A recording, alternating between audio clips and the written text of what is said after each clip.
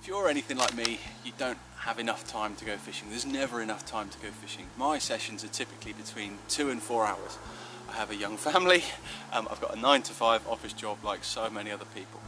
But one way that you can help make your fishing time really, really effective is to use a technique called pre-baiting. Now, if you're lucky to live close to a water, you can do this and it can be really, really effective. It's nothing new. It's been written about for years. If you read articles by Richard Walker and BB, they were doing this years and years ago, and they would use it to catch very wary fish, typically carp. And basically all you do is you throw food or bait into the swim that you're going to fish in advance of you ever being there. Now, they used to do it for weeks on end to try and get the carp to feed confidently.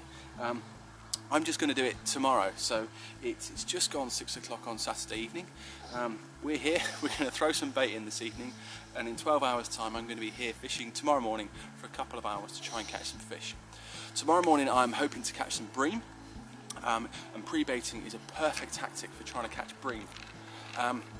They are a shoal fish and they're very nomadic, so they're going to be moving around in large groups around the pond.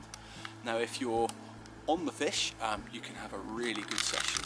But if you're nowhere near the fish, they may never swim past your bait during that short session that you're here.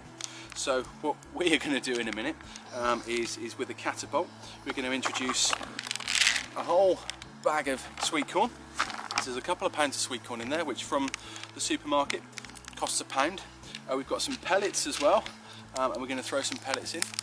We're going to use a large catapult to do that, so we get the bait in very quickly. We haven't got much time at the moment.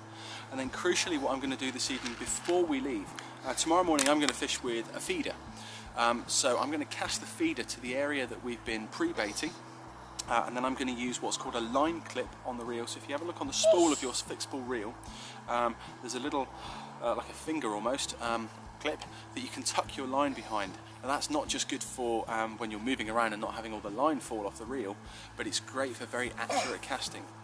If you cast to where you want to fish in the lake and then tuck the line behind the line clip, when you cast again, it can never go beyond that point. So all you need to do then is to line it up with a feature on the far bank, cast at that, and time again your bait will land in the same spot. And that same spot, crucially for us tomorrow morning, is going to be where we put all this bait tonight. So it's called pre-baiting. If you can do it a day or two in advance of when you're going fishing, or even several days for a week leading up to when you go fishing, it really can boost your chances of catching lots of fish during a short session. So tomorrow morning we'll see how we go.